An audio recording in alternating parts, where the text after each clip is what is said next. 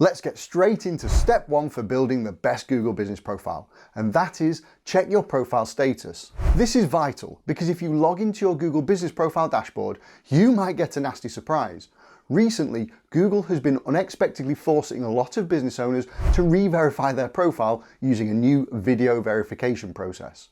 So your profile might not be fully verified and you might not know about it. And if you find you're not verified, then your rankings on Google Maps, the exposure you get in searches, and the number of enquiries you get from your Google business profile will seriously be suffering. Just go to your profile's dashboard and check here. You need to see a blue tick like this and the message, Your Business on Google. If you do, then you're fully verified. But if you see a message like this, then your profile isn't verified and you'll need to click this Get Verified button and get it sorted as soon as possible if you want to avoid losing customers and money. Unfortunately, gone are the simple days of receiving a postcard with a 4-digit code to get verified. You'll almost certainly need to make a fairly detailed video proving that your business is real and the information you've added to your Google business profile is accurate. But once your profile is fully verified, you can get all the amazing benefits that Google Business Profile brings. You can optimize your profile for higher rankings, you can get more exposure in search results, and you can get more customers.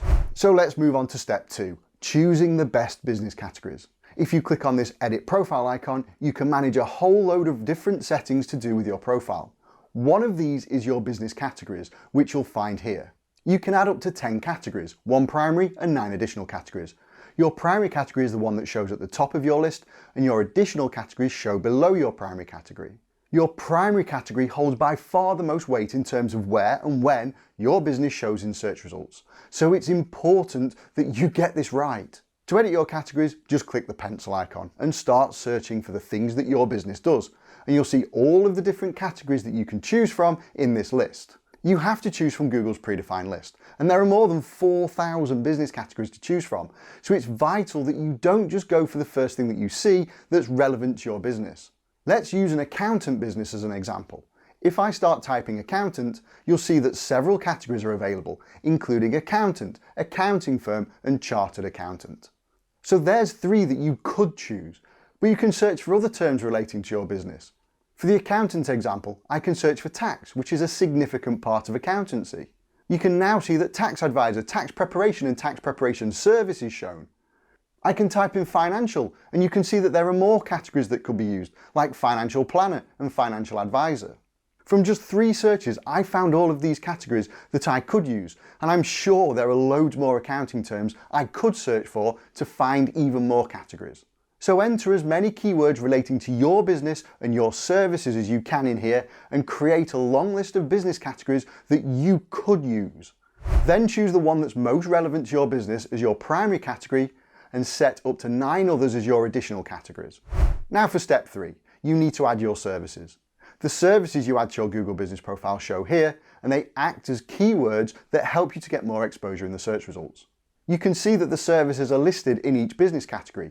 On this profile, this is the primary category, and these are all the services for that category. Then you can see the additional categories here, and the services listed in those categories too. The more services you can add in here, the better, because you'll have more keywords on your profile that'll help you in searches. Just go to your dashboard, click Edit Services, and add your services to your profile. There are 2 types of services you can add. Ones that Google suggests, which are shown like this. You can select one by clicking on it, and deselect it by clicking on it again. You can also add custom services, where you can literally type anything you want in this box. You can add another service by clicking here, and then you can add as many as you want. So add your services to get more exposure for those keywords in Google Maps searches. Step 4 is getting more Google reviews. You literally cannot get too many Google reviews. The more you get, the higher you'll rank, and the more credibility you'll build with people that view your profile. So you should ask as many people as possible to leave you a Google review. Just make sure you click on this Ask for Reviews icon because it'll generate a link that you can send to people when you ask for a review. The easier it is for someone to leave a review, the more people are likely to do it. So copy the link and add it to your emails when you ask your customers for a new review. But to make reviews even more valuable to your profile, ask people to include keywords in their reviews, like the product or service they bought from you. The reason you should do this is because over time these keywords will start to appear in your People Often Mentioned section. These are the keywords that people have mentioned in your reviews. You can see the numbers here that show how many times each word has been mentioned. The keywords you see here help you to rank higher on Google for these search terms. So if you get your services showing here, you're likely to rank higher when people are looking for those specific services. This is really valuable because these are the things you want to show for on Google. Step 5 is completing your information. A key ranking factor for your Google Business Profile is profile completeness. The more information you add to your profile, the more Google knows about you, so they can place you higher in search results. So click on the Edit Profile icon and make sure you've completed every single piece of information that you can.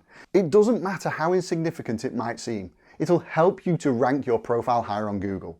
Plus, it could be the piece of information someone is looking for that moves them to make an inquiry with your business. Ultimately, getting as many inquiries from your profile is what we're trying to achieve. So make sure your information is as complete as possible. You'll also see this little profile strength wheel. This basically tells you how complete your profile is. You'll either see a red, orange, or green wheel. Red means you've got a lot still to add to your Google Business Profile. Orange means you're not far off, and green means your profile is complete. If you see a red or orange wheel, you'll also see this complete info link. If you click on it, Google will tell you what your gaps are and they'll guide you through everything you need to do.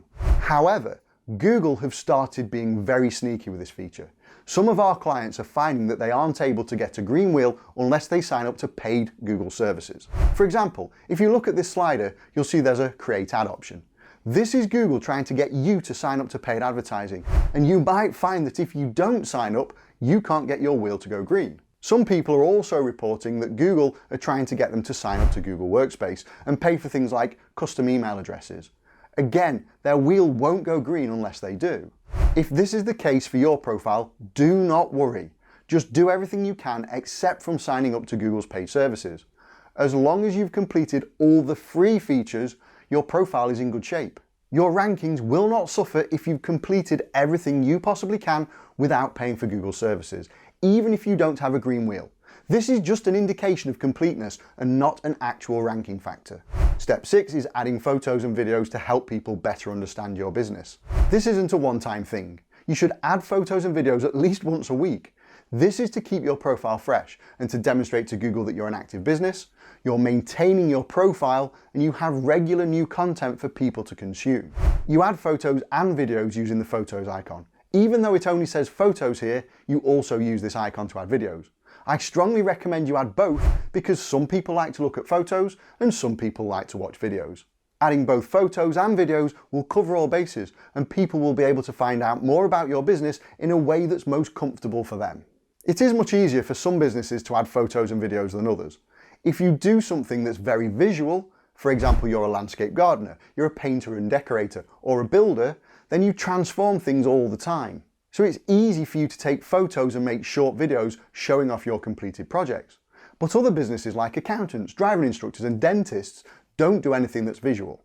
So it can be a lot more difficult to think of photos and videos to add to your Google Business Profile.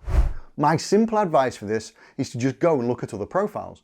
Look at your competitors and other businesses that operate in your industry. Just search for the thing you do in the place you do it, or any other location for that matter, and check the profiles that rank at the top of the search results. Look at their photos and videos. Just so you know how to spot a video, they have these little timestamps on them. See what jumps out at you and make similar content to post on your profile. There are millions of Google Business Profiles globally, and there'll be tens, if not hundreds of thousands of businesses in your space. So there's pretty much unlimited content that you can look at to get inspiration. Step 7 is regularly adding Google posts. You can add update, event, and offer posts. They basically allow you to tell people what's going on in your business. Just like with photos and videos, this isn't a one-time thing. You should add Google posts regularly. Again, I'd recommend at least once a week, but preferably more if you can. It's another great way to show Google that you're an active business and that you have regular new content on your profile. If you really think about it, there'll be loads of things you can add as Google posts. You can talk about your customers, your staff and your business. You can show off completed projects, shout about awards that you've won or awards you've been nominated for. You can talk about accreditations you have and even post short video testimonials from your customers.